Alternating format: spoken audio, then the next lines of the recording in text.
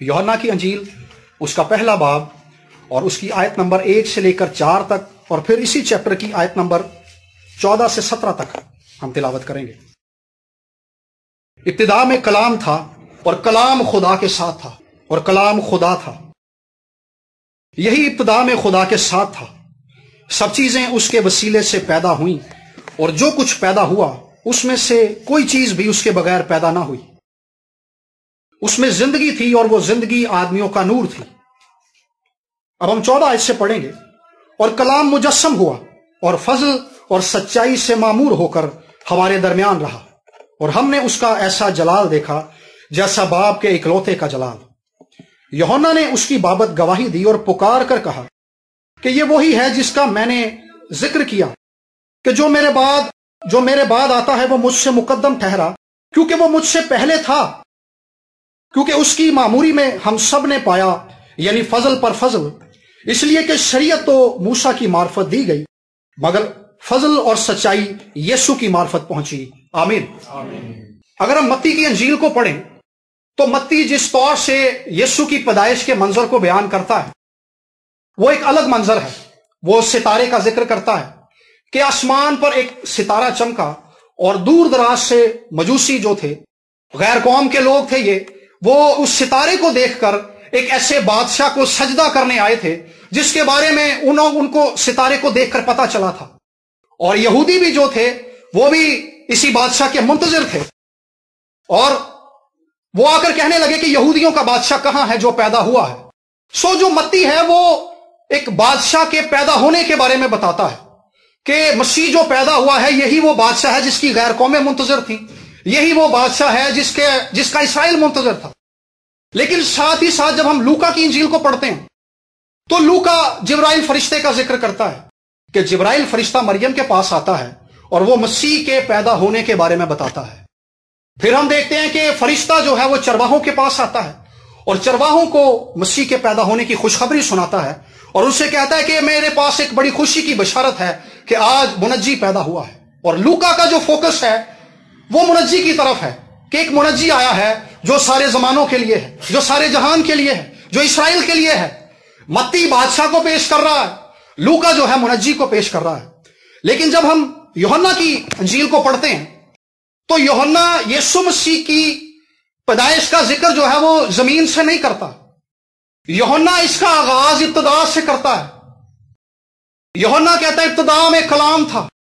जिस इब्तिदा की बात यूहन्ना कर रहा है ये इब्तिदा वो इब्तिदा है जब सूरज नहीं था, जब चांद नहीं था, जब सितारे नहीं थे, जब सैयारे नहीं थे, जब इस कायनात में कुछ भी नहीं था। यूहन्ना वक्त के पैदा किए जाने से पहले की बात कर रहा है। इससे पहले के मिनट पैदा किए जाते, सेकंड्स पैदा किए जाते, दिन पैदा किए जाते और जमाने और साल पैदा किए जाते।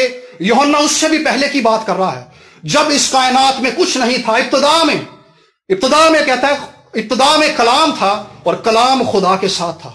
वो कहता है कि जब इस कायनात में कुछ भी तख्लीक नहीं हुआ था, इस मखलूकात की तख्लीक से पहले, इस कायनात के पैदा किए जाने से पहले खुदा मौजूद था और उस खुदा के साथ खुदा का अबदी कलाम यीशु नासरी बहैसियत शख्सियत उसके साथ मौजूद था।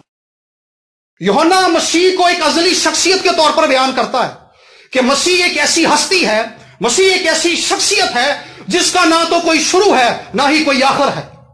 जैसे खुदा इब्तिदा में था उसका कोई शुरू नहीं है।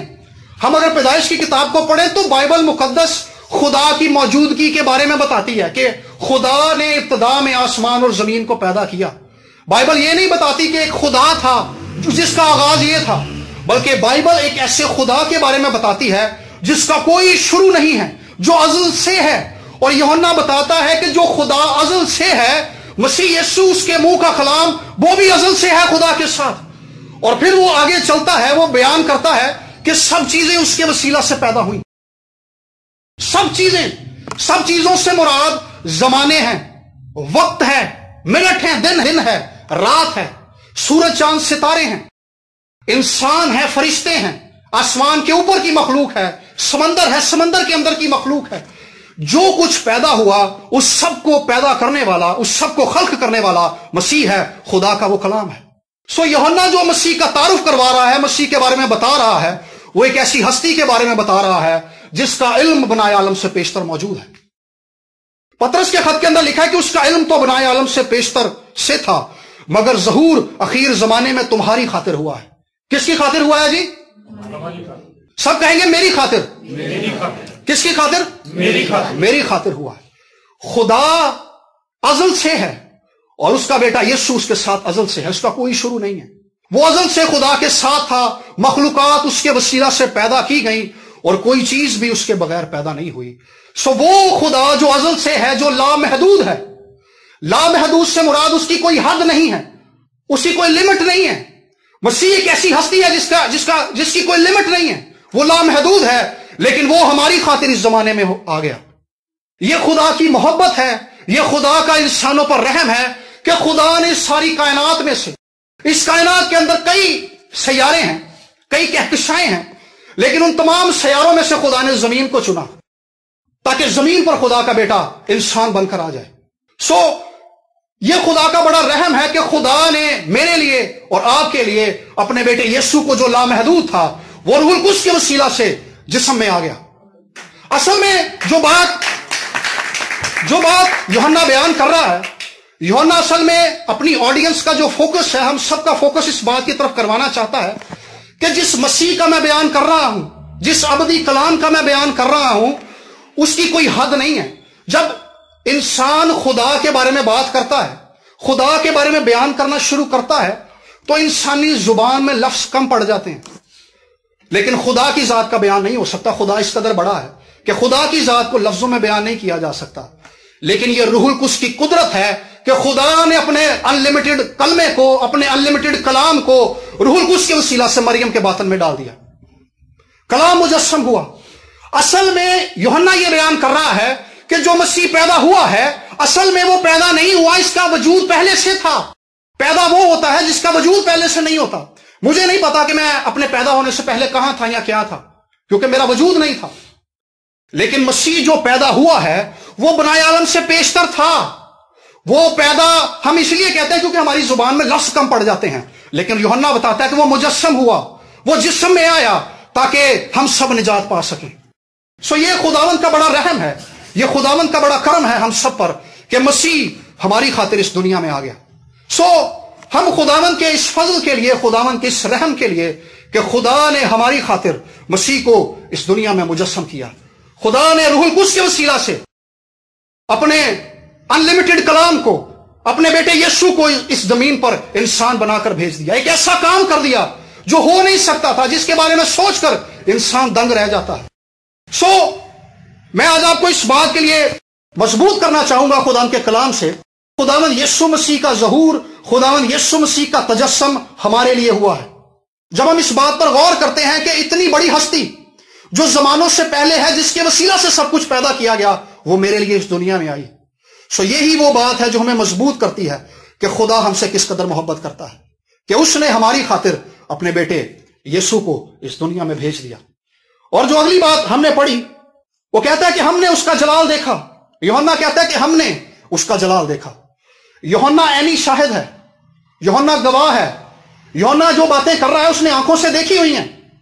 یوحنا کوئی ایسی باتیں بیان نہیں کر رہا جو اس نے سنی ہوئی ہیں، بلکہ یوحنا ان باتوں کی گواہی دے رہا ہے جس کو اس نے اپنی آنکھوں سے دیکھا ہے، جس کو اس نے اپنے کانوں سے سنا ہے۔ یوحنا ان باتوں کی گواہی دے رہا ہے کہ ہم نے اس کا جلال دیکھا۔ یوحنا نے یہ جلال اپنی آنکھوں سے دیکھا تھا۔ اور اگر ہم مسیح کے بارے میں بات کریں، جو کچھ یسوع مسیح نے زمین پر کیا، خداوند نے اس سب کے وسیلہ سے زمین پر اپنے جلال کو ظاہر کیا۔ خداوند کے اگر کلام پر غور کریں، خداوند کی منادی پر غور کریں، خداوند کی تعلیم پر غور کریں، تو وہ جلال سے بھری ہوئی ہے۔ وہ اس قدر جلالی ہے کہ جب 12 سال کی عمر میں یسوع مسیح ہیکل میں شرح کے عالموں کے بیچ میں بیٹھے ہوئے ہیں، تو شرح کے عالم، اس زمانے کے استاد، ربی، وہ اس زمانے میں ایسے تھے جیسے ان لوگوں نے پی ایچ ڈی کی ہوئی تھی۔ وہ لوگ یسوع کی تعلیم کے جلال سے اس قدر حیران تھے کہ وہ کہتے تھے کہ یہ کس کا بیٹا ہے جو صاحب حکمت کی طرح اتنی حکمت والی باتیں کر رہا ہے، اس چھوٹی عمر میں یہ اتنی بڑی حکمت والی باتیں، خدا کے کلام کی اس قدر انڈرسٹینڈنگ کیسے رکھتا ہے؟ کیونکہ یسوع کی تعلیم جلال سے بھری ہوئی تھی، اور یوحنا اس بات کا گواہ تھا۔ اور جب فقی فریسی آتے ہیں، وہ سوال کرنے لگتے ہیں یسوع سے آ کر سوال پوچھتے ہیں کہ تو کون ہے، تو یہ سب کس اختیار سے کرتا ہے؟ تو یسوع مسیح نے اس کے بعد ایک سوال پوچھا. اس نے کہا کہ یسوع نے کہا کہ مسیح کس کا بیٹا ہوگا؟ یسوع نے سوال کیا. انہوں نے کہا مسیح تو داؤد کا بیٹا ہوگا. تو پھر یسوع نے زبور 110 کا ریفرنس دیا. یسوع نے کہا اگر مسیح داؤد کا بیٹا ہوگا تو داؤد کیوں اپنے زبور میں اس سے خود خداوند کہتا ہے کہ خداوند نے میرے خداوند سے کہا کہ میری داہنی طرف بیٹھ؟ اس نے کہا کہ جب داؤد مسیح کو اپنا خداوند کہتا ہے تو وہ اس کا بیٹا کیسے ہو سکتا ہے؟ تو لکھا ہے کہ اس کے بعد ان میں سے کسی نے اس کے بعد دوبارہ مسیح سے کسی نے سوال نہیں کیا. ان کی جرت نہیں ہوئی کیونکہ اس کا کلام جلال سے بھرا ہوا تھا. اور یوحنا اور دوسرے شاگرد اور اسرائیل کے سب رہنے والے اس جلال سے واقف تھے، اس جلال کو جانتے تھے، اس زور اور اس حشمت کو جانتے تھے جس اختیار سے وہ کلام کرتا تھا. وہ کہنے لگے کہ یہ صاحب اختیار کی طرح بات کرتا ہے، اس کی تعلیم جو ہے ربیوں کی طرح نہیں ہے، یہ عام بات نہیں کرتا. ایک شخص سے جب یسوع نے بدبو نکالی تو وہ کہنے لگے یہ کیسی تعلیم ہمارے درمیان میں آ گئی ہے، یہ کس اختیار سے بدبو کو نکالتا ہے؟ کیونکہ مسیح اپنے کلام کے وسیلہ سے زمین پر اپنے جلال کو ظاہر کر رہا تھا. اور آج بھی خداوند یسوع مسیح اپنے کلام کے وسیلہ سے اپنے جلال کو اس زمین پر ظاہر کرتا ہے. اور اس کا کلام مختلف صورتوں میں ظاہر ہوتا ہے. یہ کلام جب کوئی پاسٹر کلام سناتا ہے، بائبل مقدس کو ہم پڑھتے ہیں، خدا دلوں سے کلام کرتا ہے، روح القدس کے وسیلہ سے، علمیت کے کلام سے، نبوت سے خدا اپنا کلام ظاہر کرتا ہے. خدا اپنے کلام کے وسیلہ سے اپنے جلال کو ظاہر کرتا ہے. یسوع مسیح خود خدا کا مجسم کلام ہے. اگر ہم نبیوں کو پڑھیں تو نبی کہتے ہیں کہ خداوند فرماتا ہے، لیکن یسوع کہتا ہے کہ میں تم سے یہ کہتا ہوں. وہ اختیار سے کہتا ہے کیونکہ وہ خود کلام ہے. وہ اپنے کلام سے اپنے آپ کو، اپنے جلال کو ظاہر کر رہا ہے. جو کچھ مسیح نے کیا، جو کچھ مسیح کرتا رہا، جو کچھ آج مسیح کر رہا ہے، خداوند اس سب کے وسیلہ سے اپنے جلال کو ظاہر کرتا ہے. اور اگر ہم کانا گلیل کے معجزے کو پڑھیں تو وہاں پر نیچے لکھا ہے، آخری آیت کے اندر وہاں پر لکھا ہے کہ یوحنا کی انجیل کے 2 باب کی 11 آیت کے اندر کہ اس نے یہ معجزہ دکھا کر اپنا جلال ظاہر کیا.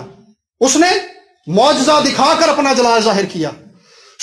یسوع اپنے کلام سے اپنا جلال ظاہر کرتا رہا، یسوع اپنے معجزات سے اپنا جلال ظاہر کرتا رہا. آج بھی کچھ لوگ یہ تعلیم دیتے ہیں کہ معجزات نہیں ہوتے، معجزے نہیں ہوتے. اس کا مطلب ہے کہ پھر یسوع کا جلال بھی ظاہر نہیں ہو رہا. یسوع اس وقت بھی جلال ظاہر کرتا تھا معجزے دکھا کر، وہ آج بھی معجزے دکھا کر جلال ظاہر کرتا ہے. وہ آج بھی شفا دے کر جلال ظاہر کرتا ہے.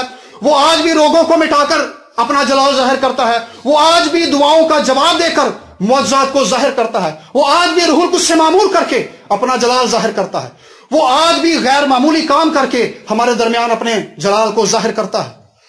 میرے عزیزوں، میں آج پطرس کے خط کی اسی بات سے آپ کو موٹیویٹ کرنا چاہتا ہوں کہ اس کا علم تو بنائے عالم سے پیشتر تھا، لیکن اس کا ظہور تمہاری خاطر اخیر زمانے میں ہوا ہے. اس کا جلال ہماری خاطر ظاہر ہونے کے لیے وہ ہمارے لیے اس زمین پر آ گیا تاکہ وہ ہمارے لیے اپنے جلال کو ظاہر کر دے. خدا اپنے جلال کے لیے کبھی کمپرومائز نہیں کرتا.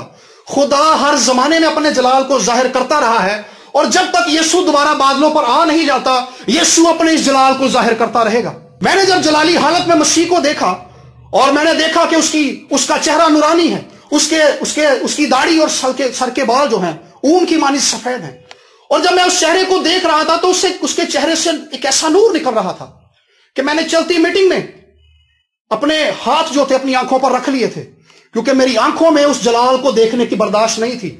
اس کے اندر جو چمک تھی وہ ایسی نورانی تھی کہ میری آنکھیں برداشت نہیں کر پا رہی تھی اس جلال کو. اس جلال کی چمک اس زمانے کی کسی روشنی جیسی نہیں ہے. اس وقت خداوند نے مجھے یہ بات کہی تھی کہ میں نے تجھے اپنے جلال کا گواہ بنایا ہے اور میں اپنے اس جلال کو اس زمین پر ظاہر کروں گا. خدا آج بھی اپنے جلال کو ظاہر کرتا ہے، اپنے کلام کے ذریعے سے، اپنے معجزوں کے ذریعے سے، اپنے خادمین کے ذریعے سے، اور روح القدس کے وسیلہ سے خدا اپنے جلال کو ظاہر کرتا ہے. اور یوحنا جو بات کر رہا ہے، جو میں پہلے بات کر رہا ہوں کہ یوحنا وہ شخص ہے جس نے پہاڑ پر جلال دیکھا تھا مسیح کا. جب موسیٰ اور ایلیا آ گئے تو لکھا ہے کہ اس کی پوشاک بدل گئی مسیح کی، اور مسیح کا چہرہ ایسا نورانی ہو گیا اور اس کی پوشاک ایسے ہو گئی براق کہ کوئی دھوبی زمین پر نہیں کر سکتا. یہ اس کا جلال تھا جو ظاہر ہوتا رہا. اور یوحنا نے کہا کہ میں اس شخص کی گواہی دیتا ہوں جس کو میں نے اپنی آنکھوں سے دیکھا ہے، جس کا جلال میرے سامنے ظاہر ہوا ہے، جس کی تعلیم کے جلال کو میں نے اپنی آنکھوں سے دیکھا ہے. اور ایک بڑی عجیب بات جو مسیح کے تعلق سے مجھے لگی، اس میں بھی مسیح کا جلال ہے. نکالیں گے ذرا یہ فلپیوں کے خط 2 باب کو، میں پڑھنا چاہوں گا، میں اس بات کا پتہ ہے فلپیوں کا خط اس کا 2 باب اور اس کی آیت نمبر 6 سے 10 تک. اگرچہ اس نے خدا کی صورت پر تھا. کیا تھا جی؟ خدا کی صورت پر تھا. خدا کے برابر ہونے کو، کس کو؟ خدا کے برابر ہونے کو قبضے میں رکھنے کی چیز نہ سمجھا، بلکہ اپنے آپ کو خالی کر دیا اور خادم کی صورت اختیار کی اور انسانوں کے مشابہ ہو گیا. وہ جس نے سب کچھ پیدا کیا، وہ جو ساری کائنات کے پیدا ہونے سے پہلے موجود تھا، وہ جو کسی چیز میں سما نہیں سکتا تھا، اس نے اپنے آپ کو خالی کر دیا. اس میں بھی اس کا جلال ہے کہ ایک ایسی ہستی جو سما نہیں سکتی، ایک ایسی ہستی جس کا بیان الفاظ میں نہیں کیا جا سکتا، ایک ایسی ہستی جس کا جلال آسمانوں کے آسمانوں میں نہیں سما سکتا، ایک ایسی ہستی جو قدرت والی ہے، ایک ایسی ہستی جس میں زندگی ہے. یوحنا نے کہا اس میں زندگی تھی اور زندگی آدمیوں کا نور بنی. اس نے اپنے آپ کو خالی کر دیا. یہ اس کا جلال ہے کہ اس نے اپنے آپ کو خالی کر دیا. اگرچہ وہ خدا کے برابر تھا، اگرچہ وہ خدا تھا، لیکن اس نے اپنے آپ کو خالی کر دیا. کس لیے کر دیا؟ تاکہ وہ ہمارے لیے زمین پر آ جائے. یہ نہایت شکر گزاری کی بات ہے کہ ہم وہ لوگ ہیں جو رد کر دیے گئے تھے، ہم وہ لوگ ہیں جو خدا سے دور تھے، جو خدا سے محروم تھے، خدا کے حضور سے نکال دیے گئے تھے. ہم وہ تھے جو گناہ کے باعث ابلیس کے ہاتھ میں تھے، جن پر لعنت کا حکم ہو چکا تھا، جن پر سزا کا حکم ہو چکا تھا. لیکن مسیح نے ہمارے لیے اپنے آپ کو خالی کر دیا. اس کا خالی کر دینا یہ تھا کہ وہ اپنے اختیار کو اب اپنی مرضی سے استعمال نہیں کرے گا، بلکہ باپ کی تابعداری میں جب تک بدن میں رہے گا، باپ کی تابعداری میں زندگی کو گزارے گا. یہ اس کا جلال تھا، یہ اس کا خالی کر دینا تھا، یہ اس کا مجسم ہو جانا تھا، جس کے بارے میں یوحنا بیان کرتا ہے کہ کلام مجسم ہوا اور فضل اور سچائی سے معمور ہو کر ہمارے درمیان رہا. یہ بات نہایت شکر گزاری کی ہے میرے عزیزو. کرسمس کا یہ موقع شکر گزاری کا موقع ہے کہ ایک ایسی ہستی جس کا الفاظ میں بیان نہیں کیا جا سکتا، ایک ایسی ہستی جس کی قدرت کی کوئی حد نہیں ہے، وہ ہمارے لیے انسان بن کر آ گیا. ہمارے مشابہ اس لیے ہو گیا تاکہ وہ انسان کی پستی کو قریب سے دیکھ. عبرانیوں کے خط کے اندر لکھا ہے کہ وہ ہماری طرح سب باتوں میں آزمایا گیا. ہم سب مختلف طرح کی آزمائشوں سے گزرتے ہیں. ہم بیماری میں سے گزر جاتے ہیں، ہم ذہنی بوجھ سے گزرتے ہیں، ہمیں گناہ کی ٹیمپٹیشن کا سامنا ہوتا ہے، گناہ کے موقع ہمارے سامنے آتے ہیں. ان ساری باتوں میں سے یسوع مسیح گزرا ہے. یسوع مسیح ان ساری باتوں میں سے اس لیے گزرا، وہ بیماری میں سے نہیں گزرا تھا، لیکن وہ ان ساری باتوں میں سے آزمائشوں کا سامنا اس نے اسی لیے کیا تاکہ وہ ہماری مدد کر سکے، تاکہ جب ہم ان آزمائشوں میں سے گزریں تو ہم اس بات کو یاد رکھ سکیں کہ ہمارا مددگار، ہمارا منجی خداوند، کلام خدا، ابدی خدا، مجسم کلام ہماری طرح انسان بن کے آ گیا. وہ ہمارے دکھ کی ہر حالت کو جانتا ہے، وہ بوجھ کی ہر کیفیت کو جانتا ہے، وہ ذہنی الجھن کی ہر کیفیت کو جانتا ہے. دکھ کی ایک کیفیت ایسی ہوتی ہے جس کو ہم لفظوں میں بیان نہیں کر پاتے. ہم صرف خدا کے حضور میں جاتے ہیں اور ہم اپنے اندر کی حالت کو خدا کو دکھاتے ہیں کہ خداوند میرے اندر کی کیفیت ایسی ہے جس کو میں بیان نہیں کر سکتا، لیکن تو میری اس کیفیت پر نظر کر. اس میں ہم سے دعا بھی نہیں ہوتی، ہمارے پاس الفاظ بھی نہیں ہوتے اس حالت کا بیان کر سکیں، لیکن خدا اس کیفیت کو بھی جانتا ہے. اور مسیح بھی اس کیفیت میں سے ہمارے لیے گزرا. جب وہ گتسمنی میں تھا تو لکھا ہے کہ اس پر بوجھ تھا، اور اس قدر بوجھ تھا کہ لکھا ہے کہ اس کا پسینہ جو تھا وہ خون بن کر ٹپک رہا تھا. پریشر اس قدر زیادہ تھا، بوجھ اس قدر زیادہ تھا. بوجھ اور پریشانی اور ٹینشن کی کوئی کیفیت ایسی نہیں ہے جس میں سے مسیح نہیں گزرا. جب وہ گزرا ہے تو اس لیے گزرا ہے تاکہ ہمیں فتح دے. وہ اس لیے گزرا ہے تاکہ جب ہم اس حالت میں سے گزریں تو وہ ہمارا مددگار ہو سکے. یوحنا اپنے خط میں کہتا ہے کہ باپ کے پاس ہمارا مددگار ہے. مددگار وہ ہوتا ہے جو ہیلپ کرتا ہے، جو جب ہم کمزور پڑنے لگے تو وہ ہماری مدد کرے. باپ کے پاس ہمارا مددگار ہے جو اس کے داہنے ہاتھ بیٹھا ہے، یسوع ناصری. اور زمین پر ایک مددگار بھیج دیا گیا، روح القدس، جو زمین پر ہماری مدد کرتا ہے. دیکھیں خدا کا کیسا بڑا فضل ہے کہ اس نے زمین پر یسوع کو پہلے مددگار بھیجا، اب وہ مددگار آسمان پر ہے اور روح القدس مددگار زمین پر ہے. خدا نے کسی طور بھی ہمیں چھوڑا نہیں ہے، بلکہ وہ ہماری خاطر آ گیا تاکہ روح القدس ہمارا مددگار بن کے ہمارے ساتھ رہے. آئیے اس بات کے لیے شکر گزاری کریں گے. اور ایک اور بات جو بڑی خاص ہے اس پیسج کے اندر، جب ہم اس بات کو پڑھتے ہیں کہ کلام مجسم ہوا اور فضل اور سچائی سے معمور ہو کر ہمارے درمیان رہا، تو جب ہم اوریجنل ٹیکسٹ کو پڑھیں تو وہاں پر لکھا ہے کہ کلام مجسم ہوا اور ہمارے درمیان خیمہ زن ہوا. اگر ہم خیمہ اجتماع کو دیکھیں تو خیمہ اجتماع میں خدا کا جلال ٹھہرتا تھا. خروج کی کتاب کے 40 باب کی 34 آیت کے اندر لکھا ہے کہ خداوند کا جلال جو تھا خیمہ اجتماع پر ٹھہرا ہوا تھا، لیکن موسیٰ اس جلال کے باعث اس خیمے میں داخل نہیں ہو سکا۔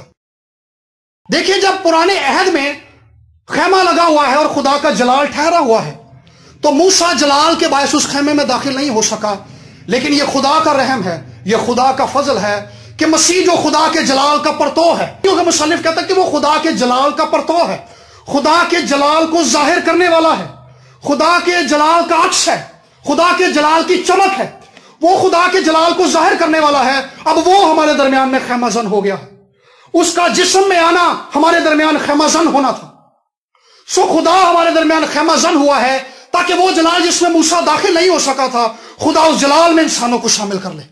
اس نے اپنا جلال کلام سے ظاہر کیا، اس نے تعلیم سے، موجوں سے اپنا جلال ظاہر کیا، اس نے اپنے آپ کو خالی کر کے اپنا جلال ظاہر کیا، اس نے اپنے آپ کو ان بدن میں ظاہر کر کے اپنے جلال کو ظاہر کر دیا، وہ جلال جس سے انسان محروم تھا۔ اگر ہم پرانے عہد نامے کو پڑھیں، خاص طور پر استثنا کی کتاب کو، تو ہم دیکھتے ہیں کہ پہاڑ پر دھواں ہے، جب جلال ظاہر ہوا ہے کوہ سینا پر، شریعت مل رہی ہے، تو خدا نے کہا کہ موسیٰ حد ٹھہرا دینا، اس سے آگے کوئی اسرائیلی نہ ہے، اگر کوئی آئے گا تو مر جائے گا، اگر کوئی آئے گا تو مر جائے گا۔ اور لوگوں نے شوخی کی اور وہ گئے اور وہ مر گئے، اور پھر لوگ موسیٰ سے کہنے لگے کہ موسیٰ تو خود خدا سے بات کیا کر، تو خود بات کیا کر، کیونکہ وہ خداوند کے جلال کے باعث گھبرا گئے تھے جب انہوں نے دیکھا کہ اس جلال کی وجہ سے لوگ مر جاتے ہیں، کیونکہ انسان جو تھا وہ گناہ کے باعث اس قابل نہیں تھا کہ وہ جلال میں کھڑا ہو سکے۔ لیکن خداوند نے ایک ایسا رحم کیا ہے، خداوند نے ایک ایسا فضل کیا ہے اس زمانے کے لوگوں پر، آخری زمانے کے لوگوں پر، کہ خدا اپنے جلال کے لیے اس زمین پر رہنے والوں کو کال کر رہا ہے۔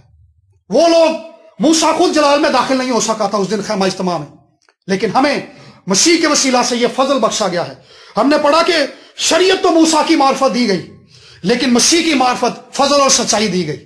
یہ وہ بات ہے جو کسی کی معرفت نہیں ملی تھی، یہ صرف مسیح کی معرفت ملی ہے، فضل اور سچائی ہمیں مسیح کی معرفت ملی ہے۔ سو یہ فضل جو ہم پر ہوا ہے، اس فضل کے باعث ہم خدا کے تخت کے سامنے حاضر ہو سکتے ہیں۔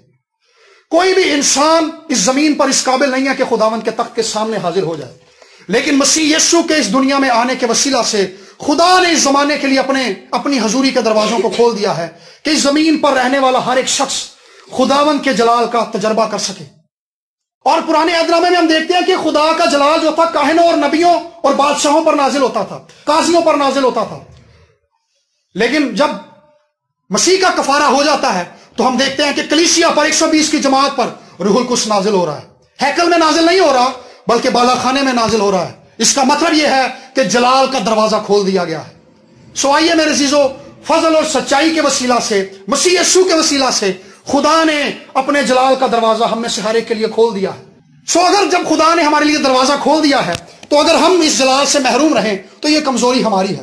خدا نے تو رحم کا دروازہ اس زمانے کے لیے کھول دیا ہے۔